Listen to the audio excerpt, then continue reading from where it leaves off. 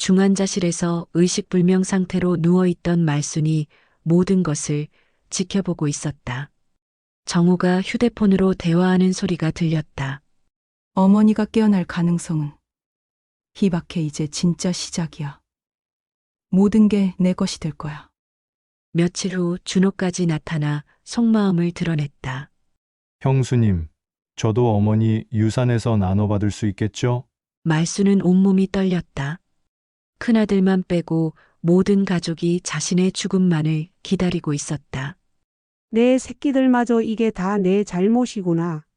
숨죽인 울음 속에서 복수가 아닌 깨달음을 선택했다. 오늘 사연 시작하기 전에 구독과 좋아요 부탁드립니다. 새벽 5시 경기도 외곽의 오래된 한옥에서 김말순이 눈을 떴습니다. 79의 나이에도 여전히 이른 시간에 잠에서 깨는 습관은 변하지 않았어요. 70년대 새벽 시장에서 두부를 팔던 그 시절부터 몸에 밴 리듬이었죠. 창문을 열어젖히니 차가운 가을 공기가 방 안으로 스며들었습니다. 뒷마당으로 나가 직접 기르는 상추와 깻잎에 물을 주면서 말수는 지난 40년을 돌아봤습니다. 새벽 2시에 일어나 두부를 만들고 찬바람이 뼛속까지 파고드는 시장 골목에서 하루 종일 서 있던 그 시절. 손끝이 얼어서 동전을 제대로 셀 수도 없었던 겨울날들. 그때는 하루하루 버티는 것만으로도 벅찼는데 이제는 그 작은 두부 가게가 전국 대형마트에 납품하는 만성식품이 되었습니다. 어머니, 벌써 일어나셨네요. 부엌에서 아침을 준비하던 맏며느리 이정우가 뒤뜰로 나와 말순에게 다가왔습니다. 올해 50살인 정우는 결혼한 지 25년이 되었지만 여전히 시어머니 앞에서는 조심스러운 모습이었어요. 키가 작고 말수가 적은 편이지만 그동안 한 번도 큰 소리 낸 적 없는 착한 며느리였습니다. 정우야, 고생이 많다. 회사 일도 바쁠 텐데 집안일까지 다 맡아서. 말순이 며느리의 손을 꼭 잡으며 말했습니다. 정우는 남편 민호가 회사 경영에만 전념할 수 있도록 집안의 모든 일을 도맡아 하고 있었거든요. 시장 보기, 청소, 빨래는 물론이고 회사의 재무 관리까지 함께 담당하며 말순을 대신해 각종 회계 업무를 처리하고 있었습니다. 아니에요, 어머니. 제가 해야 할 일이죠. 정우가 수줍게 미소 지으며 대답했습니다. 오늘도 일찍 회사 가셔야겠어요. 어제 회계팀에서 올린 보고서가 있거든요. 아침 식사를 마친 후 말수는 거실 소파에 앉아 정우가 가져다 준 회계 보고서를 천천히 훑어봤습니다. 숫자들이 빼곡하게 적혀 있었지만 요즘 들어 눈도 침침하고 머리도 예전 같지 않아서 자세한 내용을 파악하기 어려웠어요. 그래도 한 가지 이상한 점이 눈에 띄었습니다. 회사의 주요 부동산이 담보로 설정되어 있다는 내용이었는데 말순이 직접 승인한 기억이 없었거든요. 정우야, 이게 뭐지? 회사 건물을 담보로 잡혔다고 되어 있는데. 말순이 보고서를 들고 정우를 불렀습니다. 정우가 서둘러 다가와 설명했습니다. 아, 그건 운영자금 대출 때문이에요. 요즘 원자재 가격이 많이 올라서 자금 운영이 조금 빠듯해지고 있거든요. 은행에서 대출을 받으려면 담보가 필요해서 어쩔 수 없이 설정한 거예요. 어머니께 미리 말씀드리지 못해서 죄송합니다. 말수는 고개를 끄덕였지만 마음이 완전히 놓이지는 않았습니다. 그래, 사업이란 게 그런 거겠지. 민호하고 정우가 알아서 하거라. 하지만 속으로는 회사가 정말 그렇게 어려운 상황인지 의문이 들었어요. 지난달까지만 해도 매출이 꽤 좋다고 들었는데 갑자기 자금난이 생겼다는 게 이상했거든요. 오후에 동네 할머니들과 윷놀이를 하면서도 말순의 마음은 편치 않았습니다. 말순아, 요즘 얼굴이 안 좋아 보이네. 무슨 걱정이라도 있나? 옆집 할머니가 걱정스럽게 물었습니다. 아니야, 나이 탓인가 봐. 요즘 이상하게 자꾸 불안한 생각이 들어서 말순이 씁쓸하게 웃으며 대답했습니다. 사실 며칠 전부터 이상한 일들이 조금씩 눈에 띄기 시작했거든요. 회사 직원들이 말순을 보는 시선이 예전과 달랐고 오래된 거래처에서 걸려오는 안부 전화도 뜸해졌죠. 저녁 무렵 한옥 거실에 앉아 차를 마시며 말순은 깊은 생각에 잠겼습니다. 정우를 떠올리니 마음이 복잡했어요. 25살에 시집와서 지금까지 정말 잘해준 며느리였거든요. 시집 초기에는 서로 어색했지만 시간이 흐를수록 친딸처럼 여기게 되었습니다. 특히 회사 일에 관심을 갖고 적극적으로 도와주는 모습을 보면서 든든함을 느꼈죠. 하지만 요즘 들어 정호의 행동에서 미묘한 변화가 느껴졌습니다. 예전에는 회사 일을 상의할 때 항상 말순의 의견을 먼저 물어봤는데 최근에는 이미 결정된 사안들을 사후에 보고하는 경우가 많아졌어요. 어머니 연세도 있으시고 하니까 편하게 지내세요라는 말로 포장했지만 말순은 뭔가 소외당하고 있다는 느낌을 받았습니다. 그날 밤 늦게 말순은 우연히 정우가 전화 통화하는 소리를 들었습니다. 네, 알겠습니다. 조금만 더 기다려주세요. 곧 정리될 거예요. 목소리가 평소와 달리 긴장되어 있었고 누군가에게 무언가를 약속하는 듯한 말투였어요. 누구와 무슨 얘기를 하는 건지는 알 수 없었지만 정호의 목소리에는 다급함이 묻어 있었습니다. 말수는 침대에 누워서도 잠이 오지 않았습니다. 평생을 바쳐 일궈낸 모든 것들이 과연 안전한 손에 맡겨져 있는 것일까요? 25년 동안 한결같이 자신을 모셔온 며느리를 의심한다는 것이 미안하면서도 직감적으로 뭔가 잘못되고 있다는 느낌을 떨쳐낼 수 없었어요. 가슴 한구석에서 작은 불안이 점점 커져가고 있었습니다. 며칠이 지난 어느 목요일 오후, 말수는 평소처럼 뒷마당에서 김장 준비를 하고 있었습니다. 늦가을 햇살이 따스하게 내리쬐는 가운데 배추를 다듬으며 혼자 중얼거리고 있었어요. 그때 집안에서 전화벨이 울렸습니다. 정우가 시장에 나간 사이라 말순이 직접 전화를 받았어요. 여보세요? 말순이 수화기를 들었습니다. 아, 회장님이세요? 저는 만송식품 회계팀 과장 박영수입니다. 상대방의 목소리가 조심스럽게 들려왔어요. 박영수는 10년 넘게 회사에서 일한 믿을 만한 직원이었습니다. 항상 꼼꼼하고 성실한 성격으로 말순의 신뢰를 받아왔죠. 영수야, 무슨 일이야? 말순이 친근하게 물었습니다. 죄송한데 혹시 시간 되실 때 한번 뵐 수 있을까요? 급한 일이 있어서요. 박영수의 목소리에는 평소와 다른 긴장감이 묻어 있었어요. 뭔 일인데 그렇게 급하다는 거야? 전화로 얘기하면 안 되나? 말순이 궁금해하며 물었습니다. 전화로는 말씀드리기 어려운 내용이라서요. 내일 오후에 댁으로 찾아뵐 수 있을까요? 그리고 며느님께는 말씀드리지 마시고요. 박영수의 마지막 말에 말순의 가슴이 덜컥 내려앉았습니다. 다음 날 오후 2시 정우가 회사 업무차 외출한 사이 박영수가 한옥을 찾아왔습니다. 평소 차분한 성격의 박영수였지만 오늘은 얼굴이 굳어 있었어요.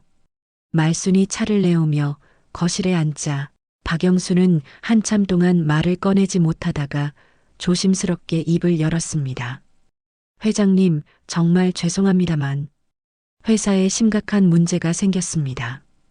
박영수가 가져온 서류 뭉치를 테이블 위에 올려놓으며 말했어요. 무슨 문제? 말순의 목소리가 떨렸습니다. 회사 주식 담보대출권 말입니다. 며느님이 회장님 명의로 주식을 담보로 잡고 15억 원을 대출받으셨는데 그 돈이 회사 운영자금으로 들어오지 않았어요. 박영수가 서류를 펼쳐 보이며 설명했습니다. 말순의 얼굴이 순간 하얗게 변했습니다. 뭐라고? 15억이라고? 네, 여기 보시면 담보 설정 서류에 회장님 인감이 찍혀 있는데 실제로는 며느님이 모든 절차를 혼자 진행하셨어요. 은행 담당자도 며느님하고만 연락했고 대출금은 며느님 개인 계좌로 들어갔습니다. 박영수의 설명이 계속되자 말수는 현기증을 느꼈어요. 그럼 정우가 나한테 거짓말을 한 거야? 말순의 목소리가 점점 작아졌습니다. 그것만이 아닙니다. 박영수가 다른 서류를 꺼내며 말했어요. 최근 몇 달 동안 여러 거래처에서 대금 지급이 늦어지고 있다고 항해 전화가 왔는데 며느님이 직접 처리하겠다고 하셔서 저희는 자세한 상황을 모르고 있었어요. 알고 보니 회사 운영자금 상당 부분이 빠져나간 상태였습니다. 말수는 가슴이 답답해서 숨을 제대로 쉴 수 없었어요. 영수야, 회사가 망할 수도 있다는 얘기야? 지금 상황으로는 네, 위험합니다. 며느님이 개인적으로 사용하신 돈을 다시 회사로 가져오지 않으면 자금 운영이 어려워질 수 있어요. 박영수의 대답에 말수는 머리가 하얗게 변하는 것을 느꼈습니다. 이 얘기는 다른 사람들은 모르지? 말순이 떨리는 목소리로 물었어요. 아직은 저만 알고 있습니다. 하지만 곧 임원들도 알게 될 거예요. 어떻게 하시겠습니까? 박영수가 걱정스럽게 물었습니다. 그날 저녁 정우와 아들 민호가 늦은 저녁 회식으로 외출한 사이 말수는 혼자 집에 남아 있었습니다. 부엌에서 설거지를 하던 파출부 김씨 아주머니가 혼잣말을 하는 소리가 거실까지 들려왔어요. 말수는 차를 마시는 척하면서 귀를 기울였습니다. 아이고, 요즘 며느리님 전화 통화가 참 많으시네. 어제도 밤늦게까지 누군가랑 통화하시더라고. 김씨 아주머니가 혼자 중얼거렸어요. 말순이 부엌 쪽으로 살금살금 다가가 더 자세히 들어봤습니다. 김씨 아주머니는 설거지를 하면서 계속 혼잣말을 하고 있었어요. 그런데 며느리님이 지난주에 이상한 말씀을 하시더라고요. 친정 동생한테 전화하시면서 그러시던데 어머니 재산만 내 거 되면 이제 편히 살 거라고. 그동안 시집살이 고생한 게 얼마나 돼. 이제는 내가 주인이 될 차례라고 하시던데요. 말순의 가슴이 쿵 하고 내려앉았습니다. 온몸에 힘이 빠져서 벽에 기댈 수밖에 없었어요. 25년 동안 친딸처럼 여겨온 며느리가 자신의 죽음을 기다리며 재산을 노리고 있었다는 충격적인 사실을 알게 된 것입니다. 그리고 요즘 며느리님이 부동산 중개업소에도 자주 연락하시고 은행에도 자주 가시더라고요. 뭔가 큰일을 준비하시는 것 같던데. 김씨 아주머니의 말이 계속 이어졌어요. 말수는 조용히 거실로 돌아와 소파에 주저앉았습니다. 머릿속이 하얗게 변해서 아무 생각도 나지 않았어요.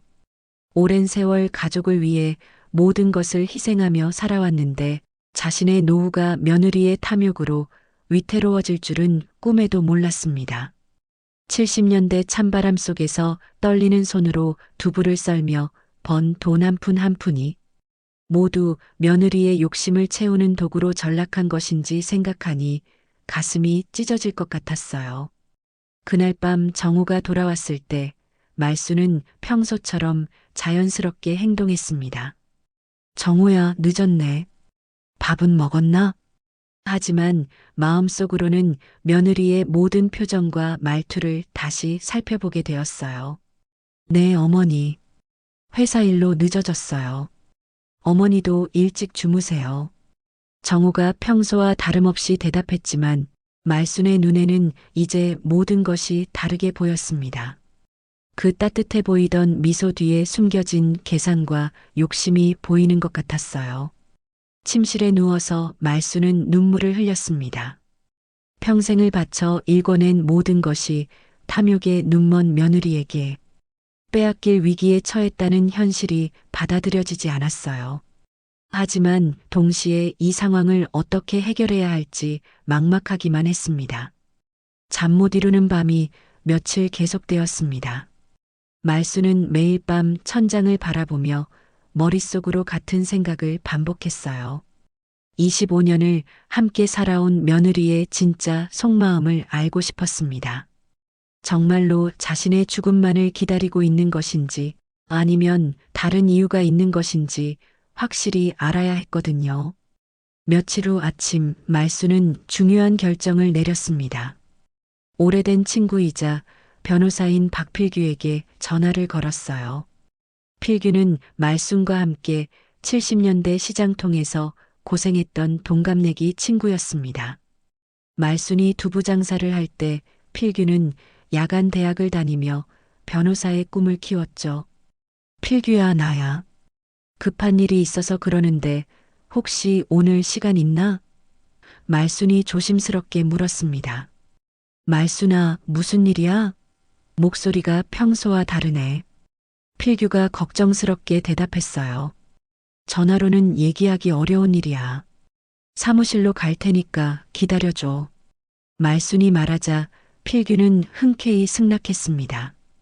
오후 2시 서울 강남에 있는 필규의 법무법인 사무실에서 두 친구가 마주 앉았습니다. 말수는 며느리의 배신과 회사 자금 유용 사실을 모두 털어놓았어요. 필규는 충격을 받은 듯 말없이 듣고 있다가 한참 후에 입을 열었습니다. 말수나, 이건 단순한 가족 문제가 아니야. 횡령이고 사기야. 법적으로 처벌받을 수 있는 범죄라고. 필규의 표정이 심각해졌습니다. 그건 나중 문제고 지금은 정호의 진짜 마음을 알고 싶어. 혹시 내가 오해하고 있는 건 아닐까 싶어서. 말순이 한숨을 쉬며 말했어요. 필규는 잠시 생각에 잠겼다가 조심스럽게 제안했습니다. 말순아, 위험한 방법이긴 하지만 죽은 척 해보는 건 어때? 그러면 며느리의 진짜 속마음을 볼 수 있을 거야. 죽은 척? 말순이 놀라며 되물었습니다. 응. 갑작스럽게 쓰러져서 의식불명 상태가 되는 거야. 그러면 며느리가 어떻게 행동하는지 지켜볼 수 있잖아. 내가 병원 원장하는 친구가 있거든. 협조를 받을 수 있을 것 같아. 필규가 자세히 설명했어요. 말수는 한동안 침묵했습니다. 위험한 계획이었지만 진실을 알아야만 했어요. 필규야, 각오는 되어 있어. 도와줘. 일주일 후 계획이 실행되었습니다. 월요일 오전 회사 임원회의가 열리는 날이었어요. 말수는 평소처럼 회의실에 들어가 자리에 앉았습니다. 회의가 시작된 지 30분쯤 지났을 때 말순이 갑자기 가슴을 움켜쥐며 괴로워하기 시작했어요. 어머니, 정우가 놀라며 달려왔습니다. 가슴이 아파. 말순이 힘들게 말하며 의자에서 쓰러졌어요. 미리 준비해둔 연기였지만 모든 사람들이 당황했습니다. 구급차가 도착했고 말수는 필규의 친구가 운영하는 병원으로 이송되었습니다. 응급실에서 검사를 받은 후 의사는 심각한 표정으로 가족들에게 말했어요. 뇌졸중으로 보입니다. 현재 의식불명 상태고 언제 깨어날지 예측하기 어렵습니다. 최악의 경우 각오하셔야 할 수도 있어요. 의사의 말에 정우와 민호는 충격에 빠졌습니다. 중환자실에 입원한 말수는 특별히 제작된 침대에 누워 있었어요. 겉으로는 의식불명 상태로 보였지만 실제로는 모든 것을 지켜볼 수 있었습니다. 침대 머리맡에 설치된 작은 카메라와 마이크를 통해 방문객들의 모든 행동과 대화를 녹화할 수 있었죠. 첫날 정우와 민호는 밤새 말순 곁을 지켰습니다. 정우는 계속 눈물을 흘리며 말순의 손을 잡고 있었어요. 어머니, 제발 깨어나세요. 저희가 잘못했어요.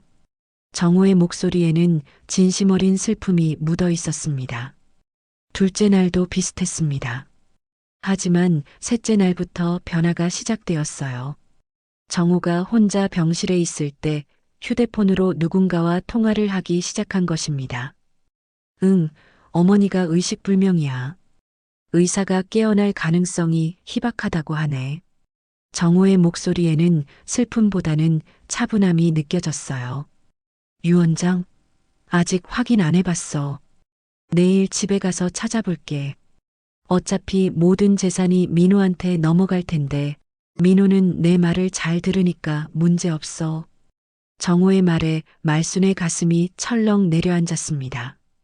넷째 날 정호는 아예 대놓고 장례 준비에 대한 얘기를 하기 시작했어요. 병실에 아무도 없다고 생각하고 친정 언니와 통화하고 있었습니다. 언니, 이제 진짜 시작이야. 그동안 시집살이 하느라 얼마나 고생했는데. 어머니 재산만 정리되면 우리도 이제 편하게 살 수 있어. 정호의 목소리에는 기대감이 가득했어요. 장례식장은 이미 알아봤어. 큰 거로 하면 돈만 많이 나가니까 적당히 하려고. 어차피 죽은 사람이 뭘 알겠어? 정호의 차가운 말에 말수는 온몸이 떨렸습니다. 일주일이 지나면서 정호의 본성이 완전히 드러났습니다. 병실에서는 여전히 슬픈 척했지만 혼자 있을 때는 회사 정리와 재산 분할에 대한 계획을 세우고 있었어요. 심지어 말순이 소유한 한옥까지 팔 계획을 세우고 있었습니다. 어머니 집도 너무 크잖아. 관리비만 해도 얼마나 나가는데. 팔아서 현금으로 바꾸는 게 낫겠어. 정호가 부동산 중개업소에 전화하는 모습을 보며 말수는 분노로 온몸이 떨렸어요. 특별 제작된 병실에서 이 모든 장면을 지켜보던 말수는 이제 확신했습니다. 정호는 진심으로 자신의 죽음만을 기다리고 있었고 그동안의 효심은 모두 연기였다는 것을. 25년 동안 쌓아온 믿음이 하루아침에 무너지는 순간이었습니다. 말순이 의식불명 상태에 빠진 지 열흘이 지났습니다. 정호의 행동은 점점 더 노골적으로 변해갔어요. 처음 며칠 동안은 그래도 슬픈 척 연기라도 했는데 이제는 아예 본색을 드러내기 시작한 것입니다. 어느 날 오후 정호는 병실에 혼자 있으면서 변호사에게 전화를 걸었습니다. 말수는 특별 제작된 침대에 누워 모든 것을 듣고 있었어요. 변호사님, 저는 만성식품 며느리 이정호입니다. 시어머니가 의식불명 상태인데 혹시 유언장 작성이나 재산 정리에 대해서 상담받을 수 있을까요? 정호의 목소리에는 이미 슬픔은 찾아볼 수 없었습니다. 네, 그런데 아직 돌아가신 게 아니시잖아요. 조금 이르지 않나요? 변호사의 당황스러운 목소리가 들렸어요. 의사 선생님이 희망이 없다고 하셨거든요. 미리 준비해 두는 게 좋을 것 같아서요. 회사 경영도 있고 해서 복잡한 일들이 많거든요. 정호가 태연하게 대답했습니다. 말수는 가슴이 터질 것 같았어요. 아직 살아있는 자신을 두고 장래와 재산 분할 얘기를 하는 며느리를 보니 분노와 슬픔이 교차했습니다. 다음 날 정호는 회사로 가서 임원 회의를 소집했습니다.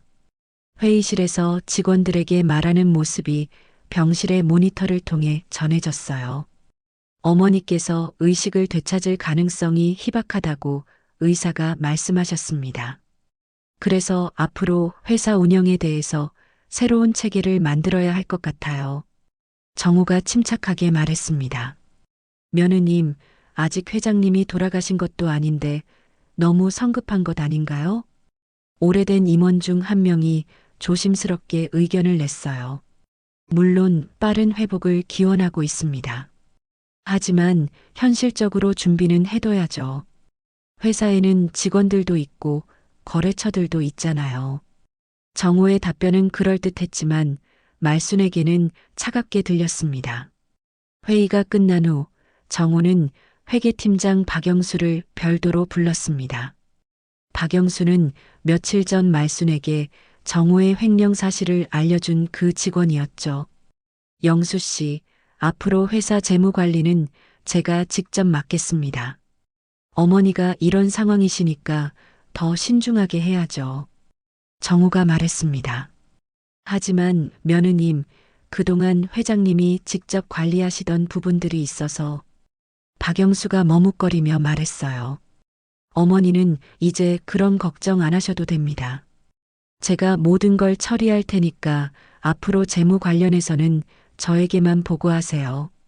정호의 목소리에는 강압적인 느낌이 있었습니다. 박영수는 불안한 표정을 지었지만 어쩔 수 없이 고개를 끄덕였어요. 말순을 제외하고는 정호가 사실상 회사의 최고 권력자였거든요. 그날 저녁 정호는 집으로 돌아와서 말순의 방을 뒤지기 시작했습니다. 유언장이나 중요한 서류들을 찾고 있는 것 같았어요. 서랍을 열어보고 옷장을 뒤져보고 심지어 침대 밑까지 살펴봤습니다. 어디 있지? 분명히 집 어딘가에 보관해뒀을 텐데.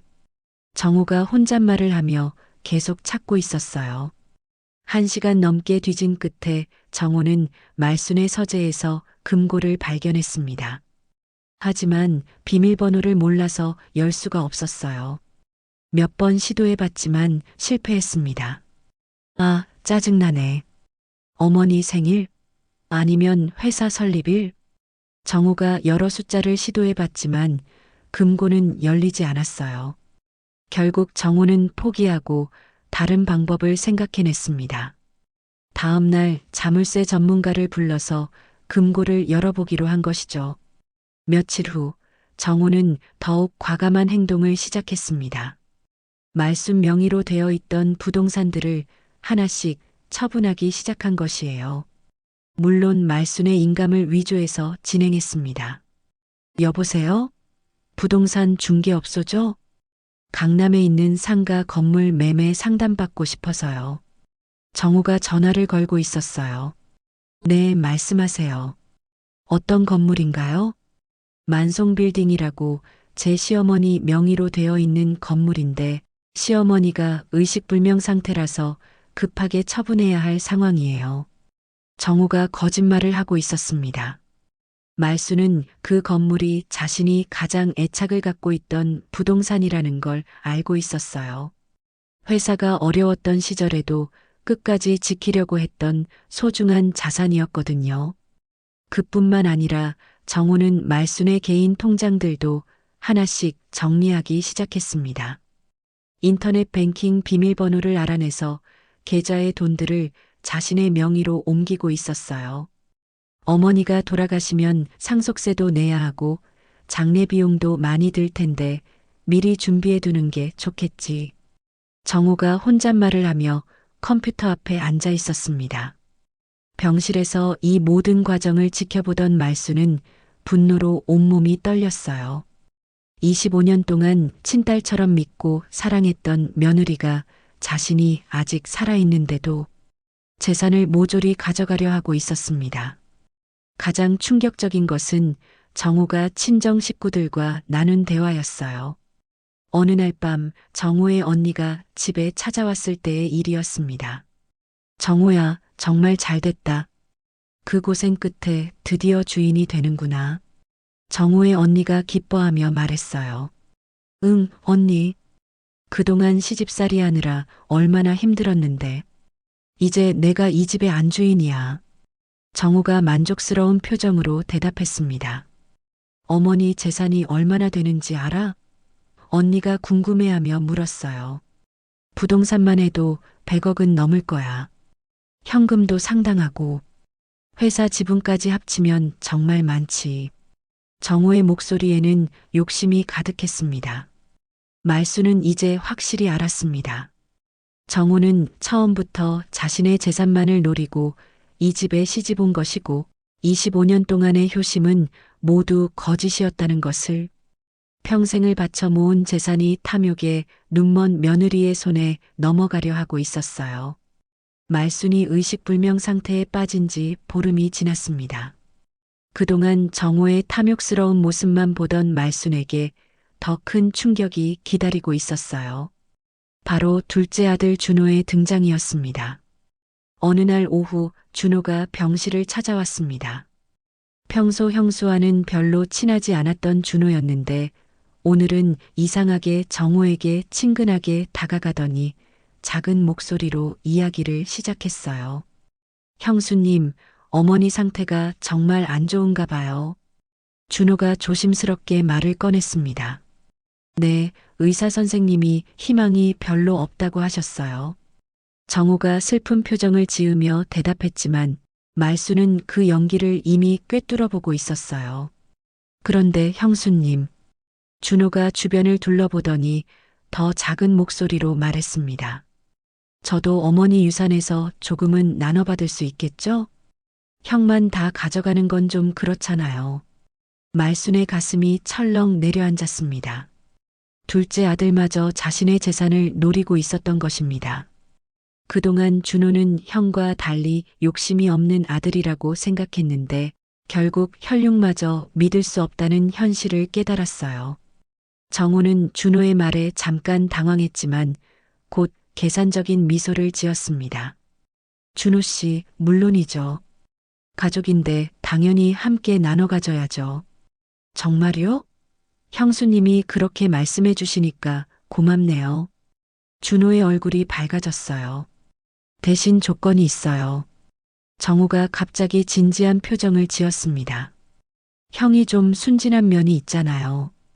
혹시 나중에 유산 분할할 때 이상한 소리 하면 준호 씨가 저를 도와주셔야 해요. 무슨 말씀이에요? 준호가 의아해하며 물었습니다. 형은 아직도 어머니가 깨어날 거라고 믿고 있거든요. 그래서 재산 정리하는 걸 반대하고 있어요. 하지만 현실적으로 준비는 해야 하잖아요. 정우가 설명했습니다.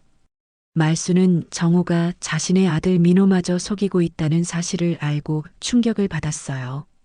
민호는 아직도 어머니의 회복을 기다리고 있는데 정우는 이미 재산 분할 계획을 세우고 있었던 것입니다. 아, 그런 상황이었군요. 물론 도와드리죠. 저도 현실적으로 생각해야죠. 준호가 고개를 끄덕였어요. 그때부터 정우와 준호는 은밀하게 연합하기 시작했습니다. 병실에서 나가서는 함께 카페에 앉아 구체적인 계획을 세웠어요. 형수님, 어머니 재산이 정확히 얼마나 돼요? 준호가 직접적으로 물었습니다. 부동산이 약 120억, 현금과 예금이 30억, 회사 지분이 50억 정도 될 거예요. 정우가 이미 다 계산해 둔 듯 정확한 숫자를 댔어요. 와, 200억이 넘네요. 그럼 저는 얼마나 받을 수 있을까요? 준호의 눈에 욕심이 가득했습니다. 일단 형이 절반, 저희가 절반 정도로 나누고 저희 몫에서 준호 씨에게 30억 정도 드릴 수 있을 것 같아요. 정우가 제안했어요. 30억이면 정말 감사하죠. 그런데 형이 동의할까요? 준호가 걱정스럽게 물었습니다. 그래서 준호 씨가 도와주셔야 해요. 형을 설득해 주세요. 어머니가 깨어날 가능성이 거의 없다고 현실을 받아들이라고 말이에요. 정우의 목소리에는 확신이 차 있었어요. 다음 날 준호는 형 민호를 만나 정우가 시킨 대로 말했습니다. 말수는 병실의 모니터를 통해 두 아들의 대화를 듣고 있었어요. 형, 어머니 상태가 정말 심각한 것 같아. 의사 말로는 뇌사 상태나 다름없대. 준호가 거짓말을 했습니다. 그래도 아직 포기할 순 없어. 어머니는 워낙 의지가 강한 분이시잖아. 민호가 애절하게 말했어요. 형, 현실을 봐. 벌써 보름째 의식이 없잖아. 그리고 회사 일도 생각해야 하고 직원들 월급도 줘야 하고. 준호가 계속 압박했습니다. 뭘 하자는 거야? 민호가 지친 목소리로 물었어요. 형수님이 어머니 재산을 일단 정리해서 당분간 회사 운영비로 쓰자고 하시던데 나는 그게 맞는 것 같아. 준호가 정호의 계획을 그대로 전달했습니다. 민호는 한참 고민했습니다. 그래도 어머니가 깨어나시면 어떻게 설명하지? 형, 어머니가 깨어나신다면 기꺼이 모든 걸 돌려드리면 되잖아. 지금은 현실적으로 판단해야 해. 준호의 말에 민호는 결국 고개를 끄덕였어요. 며칠 후 정우와 준호는 더욱 구체적인 계획을 세웠습니다. 말순의 모든 재산을 합법적으로 가져오기 위해 변호사와 상담을 받기로 한 것이죠. 변호사님, 의식불명 상태인 가족의 재산을 관리할 수 있는 방법이 있나요? 정우가 물었습니다. 성년후견인 제도를 이용하시면 됩니다. 법원에 신청해서 후견인으로 지정받으시면 환자의 재산을 관리할 수 있어요. 변호사가 설명했어요. 그럼 저희가 후견인이 되면 어머니 재산을 자유롭게 쓸 수 있는 건가요? 준호가 기대에 찬 목소리로 물었습니다. 아니요. 환자를 위해서만 사용할 수 있습니다. 개인적인 용도로 쓰시면 안 돼요. 변호사의 설명에 정우와 준호의 표정이 굳어졌어요. 하지만 정우는 포기하지 않았습니다. 그럼 회사 운영비 명목으로는 사용할 수 있겠네요? 네, 그건 가능합니다. 환자가 소유한 회사의 운영비라면 정당한 사용이죠. 변호사가 답했습니다. 정우는 만족스럽게 미소 지었어요. 회사 운영비 명목으로 돈을 빼내서 개인적으로 사용할 계획을 세우고 있었던 것입니다. 병실에서 이 모든 과정을 지켜보던 말수는 절망감에 빠졌습니다.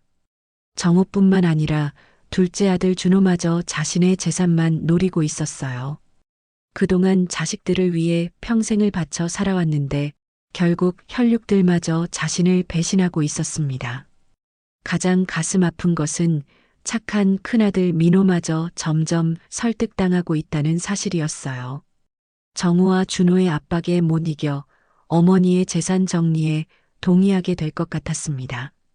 말수는 이제 확실히 깨달았습니다.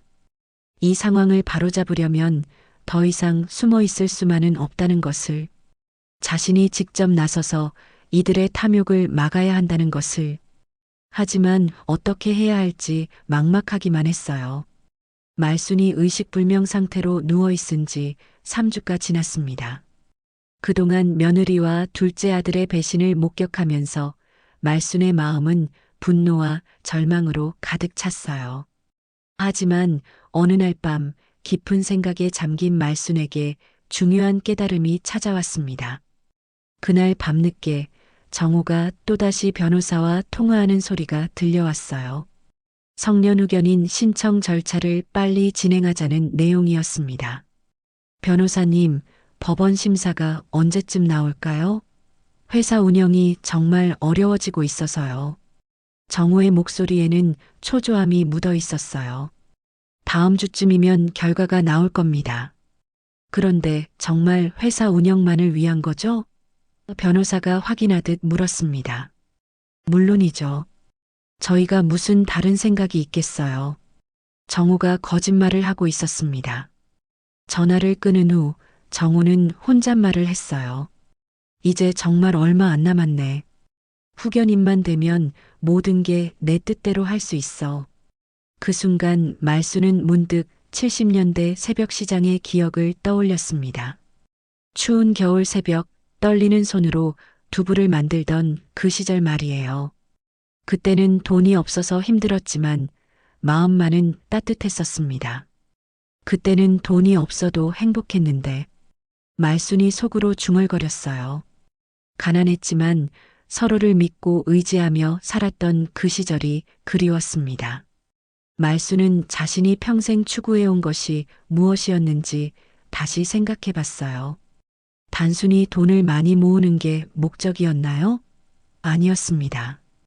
가족들이 서로 사랑하고 의지하며 행복하게 사는 것이 진짜 목표였어요.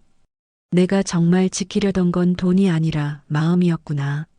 말순이 깨달았습니다. 하지만 지금 가족들의 모습을 보니 돈만 있고 마음은 사라져버렸어요. 다음 날 오전 친구 박필규가 병실을 찾아왔습니다. 의료진으로 변장한 필규는 말순과 조용히 대화를 나눴어요. 말순아, 어떻게 할 거야? 이제 그들의 정체를 다 봤잖아.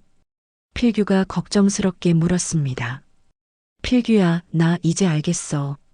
복수만으로는 이 문제를 해결할 수 없다는 걸. 말순의 목소리에는 평온함이 있었어요. 무슨 말이야? 필규가 의아해했습니다. 정우와 준호를 벌주는 것만으로는 안 돼. 이들이 진짜 깨달음을 얻도록 해야 해. 돈보다 소중한 게 무엇인지 알게 해줘야 한다고 말순이 차분하게 설명했습니다. 필규는 말순의 변화에 놀랐어요. 그럼 어떻게 할 건데? 새로운 유언장을 만들 거야. 하지만 단순히 재산을 빼앗는 게 아니라 이들이 스스로 변할 수 있는 기회를 주는 내용으로 말이야. 말순의 계획이 구체적으로 잡히기 시작했어요. 그날 오후 말순은 자신의 인생을 다시 돌아봤습니다. 가난한 시절부터 지금까지 정말 소중했던 순간들을 하나씩 떠올려 봤어요. 아이들이 어렸을 때 함께 밥을 먹으며 웃던 모습, 회사가 어려울 때 가족들이 함께 힘을 모으던 때, 명절마다 모든 가족이 한자리에 모여 즐겁게 지내던 시간들 말입니다. 그래, 그때가 진짜 행복했어. 돈은 적었지만 마음은 풍요로웠지. 말순이 미소를 지었어요. 저녁 무렵 정우가 준호와 함께 병실에 왔습니다. 두 사람은 성년후견인 신청이 곧 승인될 거라며 기뻐하고 있었어요. 준호 씨, 다음 주면 모든 게 정리될 것 같아요. 그러면 약속한 대로 30억은 드릴게요. 정우가 만족스럽게 말했습니다. 고마워요, 형수님. 형도 설득하느라 고생 많으셨죠? 준호가 비굴하게 웃으며 대답했어요. 말순은 이들의 대화를 들으며 마음을 다잡았습니다. 이제 정말 결단을 내릴 때가 왔구나. 그날 밤 말순은 필규와 함께 새로운 계획을 세웠습니다. 단순한 복수가 아닌 진정한 깨달음을 주는 방법 말이에요. 필규야, 내 재산의 대부분을 사회에 기부하려고 해. 특히 어려운 아이들을 위한 급식 지원과 장학 사업에 쓰이도록 할 거야. 말순이 결심을 밝혔습니다. 정말 그럴 거야? 그럼 자식들한테는 뭘 남겨줄 건데? 필규가 놀라며 물었어요. 진짜 깨달음을 얻고 변화하는 자에게만 일부를 남겨줄 거야. 하지만 조건이 있어. 돈의 소중함이 아니라 사람의 소중함을 깨달아야 한다는 조건 말이야. 말순의 목소리에는 확신이 차 있었어요. 다음 날 말순은 더욱 구체적인 계획을 세웠습니다. 재산의 80%는 사회공헌재단에 기부하고 나머지 20%만 가족들에게 남기되 특별한 조건을 붙이기로 한 것이죠. 가족들이 1년 동안 봉사활동을 하고 진심으로 뉘우치는 마음을 보여야만 유산을 받을 수 있도록 할 거야. 말순이 필규에게 설명했어요. 그럼 정우와 준호가 그 조건을 받아들일까? 필규가 의심스럽게 물었습니다. 처음에는 화를 낼 거야. 하지만 시간이 지나면서 자신들의 잘못을 깨닫게 될 거라고 믿어. 말순의 눈에는 희망이 보였어요. 필규는 감탄했습니다. 말순아, 정말 대단해. 복수 대신 용서와 깨달음을 선택하다니. 필규야, 나도 나이가 들면서 깨달았어. 분노로는 아무것도 해결되지 않는다는 걸. 진짜 변화는 사랑과 용서에서 나온다는 걸 말이야. 말순의 목소리에는 깊은 지혜가 묻어 있었어요. 그날 밤 말순은 평생 처음으로 마음의 평화를 느꼈습니다. 복수에 사로잡혀 있을 때는 가슴이 답답했는데 용서와 깨달음을 선택하니 마음이 편해졌어요. 이제 진짜 시작이야. 내 가족들이 돈보다 소중한 것을 깨닫도록 도와줄 거야. 말순이 결심을 다졌습니다.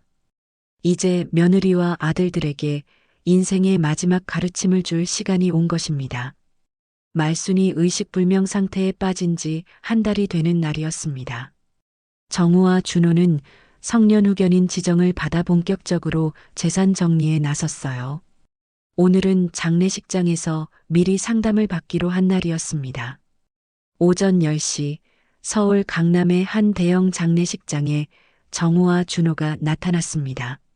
장례 상담실에서 직원과 마주 앉은 두 사람의 모습은 슬픔보다는 업무적인 느낌이 강했어요. 어머님 상태가 어떠신가요? 장례식장 직원이 조심스럽게 물었습니다. 의사가 시간이 얼마 안 남았다고 하셨어요. 미리 준비해 두는 게 좋을 것 같아서 왔습니다. 정우가 차분하게 대답했어요.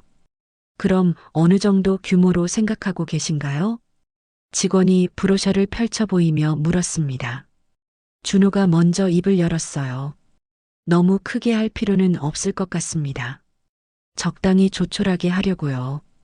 어머니가 평생 검소하게 사셨거든요. 화려한 걸 싫어하셨어요. 정우가 덧붙였습니다. 하지만 실제로는 장례 비용을 아끼려는 속셈이었어요.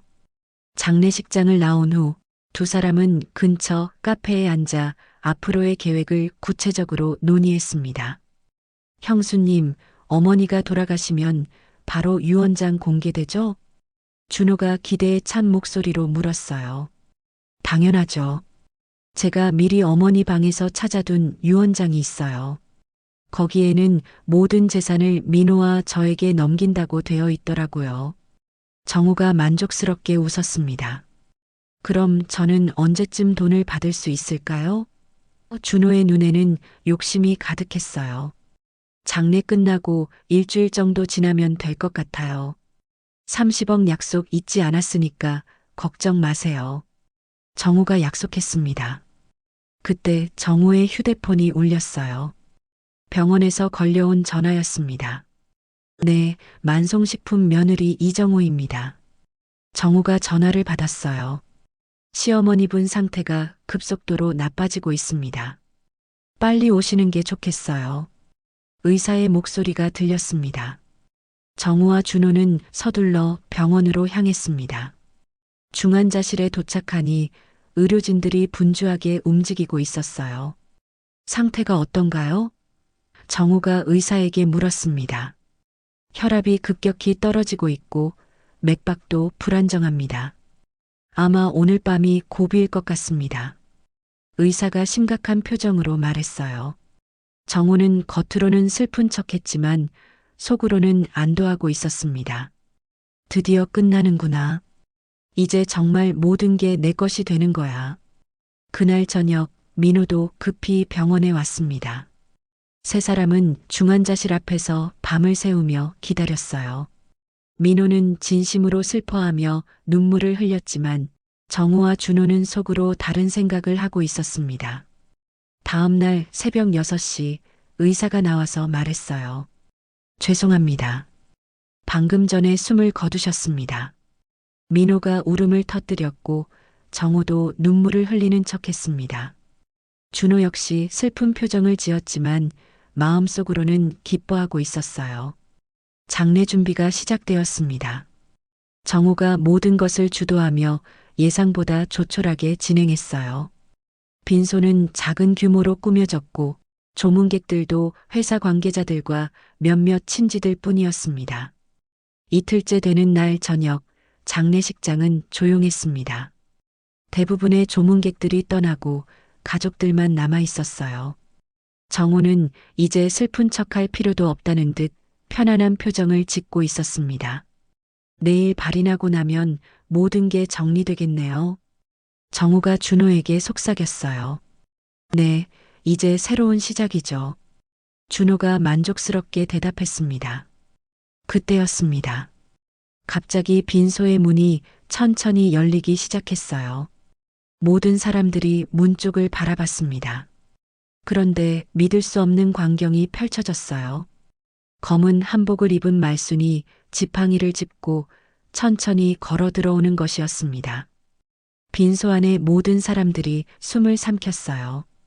조문객들은 유령을 본 듯 얼어붙었고 정우와 준호는 얼굴이 하얗게 질렸습니다. 이게 무슨 일이야? 민호가 떨리는 목소리로 중얼거렸어요. 말수는 아무 말 없이 빈소 중앙까지 걸어왔습니다. 향 냄새가 가득한 공간에서 말순의 모습은 더욱 충격적으로 다가왔어요. 관 앞에 놓인 영정사진을 바라보던 말순이 천천히 고개를 돌려 가족들을 바라봤습니다. 어머니? 민호가 어색하게 말을 꺼냈어요. 정우는 온몸이 떨리고 있었습니다. 다리에 힘이 빠져서 제대로 서 있을 수조차 없었어요. 준호 역시 마찬가지였습니다. 말순의 눈빛은 서늘했습니다. 그동안 숨어서 지켜본 모든 것들이 그 눈빛에 담겨 있었어요. 너희들이 진짜 원하는 게 뭐냐? 말순이 차분하지만 위압적인 목소리로 물었습니다. 어머니, 이게 대체 무슨 일인가요? 어떻게? 정우가 말을 더듬었어요. 내가 죽기를 그렇게 기다렸더구나. 말순이 정우를 똑바로 바라보며 말했습니다. 15억을 내 모르게 빼돌린 것도 모르고 있었을 거라고 생각했니? 정우의 얼굴이 더욱 하얗게 변했어요. 어머니, 그건... 그리고 준호야. 말순이 둘째 아들을 바라봤습니다. 너도 형수와 짜고 내 재산을 나눠 가지려고 했지? 준호는 아무 말도 할 수 없었습니다. 어떻게 어머니가 모든 걸 알고 있는지 이해할 수 없었어요.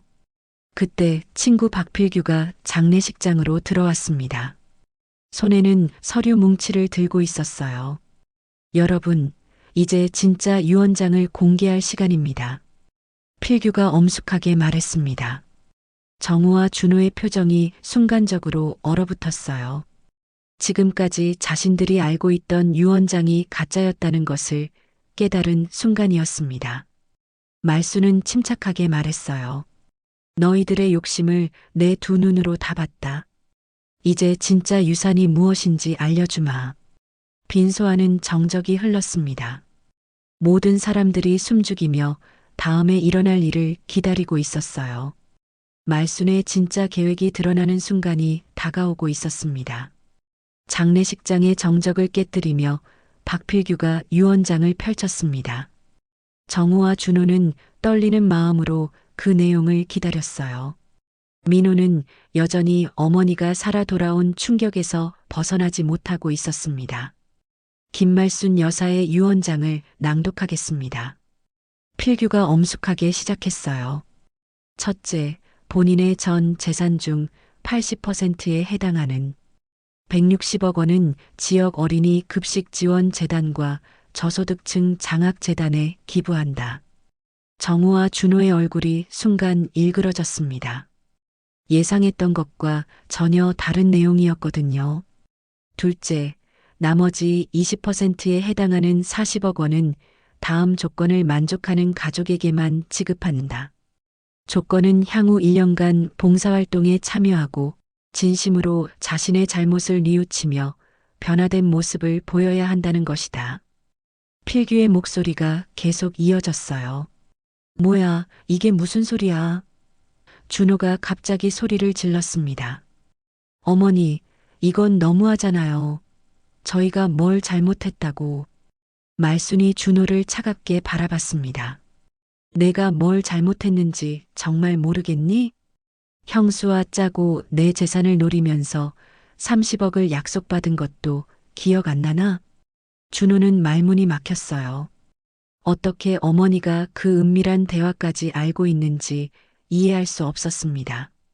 정우도 마찬가지였어요. 어머니, 어떻게 그 모든 걸 아시는 거예요? 분명히 의식불명 상태였는데. 내가 내 귀에 대고 한 말들을 다 들었다. 말순이 서늘하게 대답했어요. 어머니 재산만 내 거 되면 편히 살 거라고 했던 말, 회사 자금을 빼돌린 것, 내가 죽기를 기다리며 장례식장까지 미리 알아본 것까지 전부 다 말이야. 정우는 온몸이 떨렸습니다. 그동안 자신이 한 모든 행동들이 발각된 것이었어요.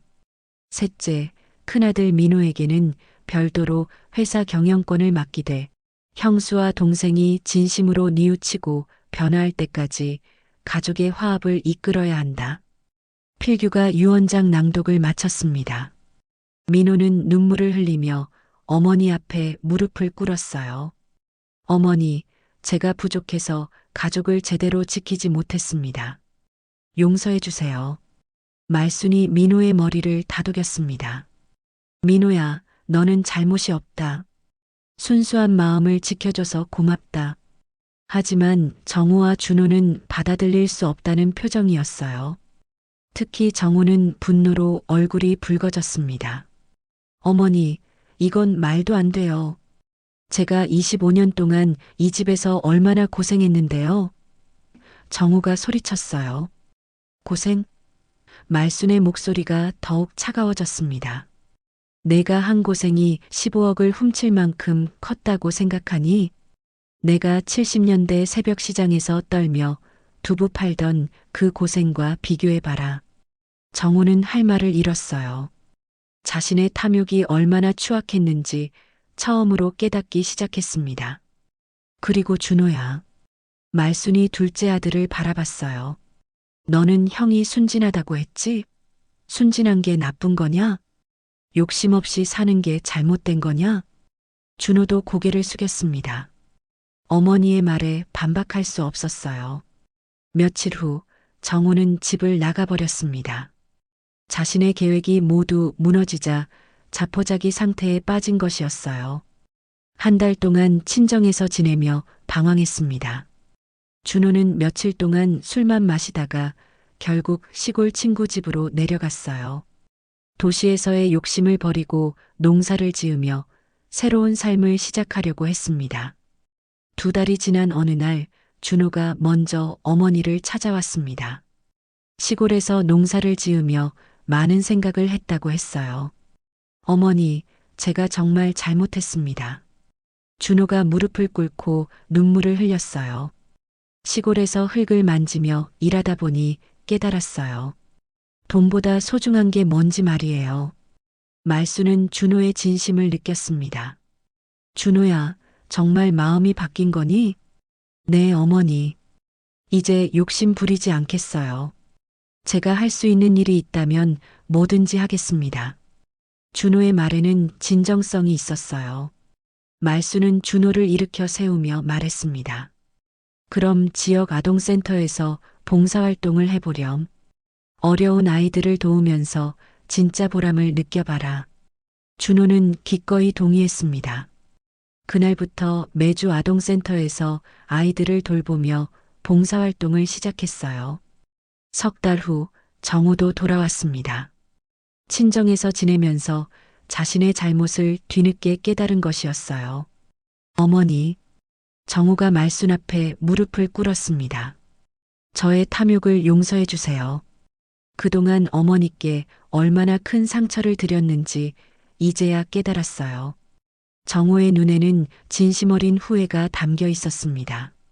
제가 훔친 돈도 모두 돌려드릴게요. 그리고 평생 어머니를 모시며 속죄하겠습니다. 말수는 정우의 변화를 보며 마음이 놓였어요. 정우야, 이제야 진짜 내 며느리가 되는구나. 돈보다 귀한 건 깨달음이란다. 그날 저녁 온 가족이 한자리에 모였습니다. 오랜만에 함께하는 저녁 식사였어요. 예전과는 완전히 달라진 분위기였습니다. 어머니, 정말 죄송했습니다. 정우가 다시 한번 고개를 숙였어요. 그래, 이제 됐다. 앞으로는 서로 믿고 의지하며 살자꾸나. 말순이 따뜻하게 말했습니다. 1년 후 정우와 준호는 유언장의 조건을 모두 충족했습니다. 하지만 이제 그들에게 돈은 더 이상 중요하지 않았어요. 봉사활동을 통해 진짜 행복이 무엇인지 깨달았거든요. 늦가을 햇살이 한옥마당을 비추는 어느 날, 말수는 뒷마당에서 채소에 물을 주고 있었습니다. 멀리서 만성식품의 간판이 반짝이고 있었어요. 참 오래 걸렸네. 말순이 혼잣말을 했습니다. 하지만 결국 우리 가족이 진짜 소중한 게 뭔지 깨달았구나. 그 빗속에서 말수는 긴 세월의 분노와 상처를 모두 내려놓았습니다. 돈이 아닌 사랑과 신뢰로 다시 하나가 된 가족을 보며 비로소 진정한 평화를 되찾을 수 있었어요. 진짜 유산은 돈이 아니라 깨달음이었다는 것을 온 가족이 이제야 알게 된 것입니다. 오늘 사연 어떠셨나요? 오늘 사연 들어주셔서 감사합니다. 구독과 좋아요 부탁드리며 다음에 더 좋은 사연으로 찾아뵙겠습니다. 지금까지 마음을 적시는 사연이었습니다.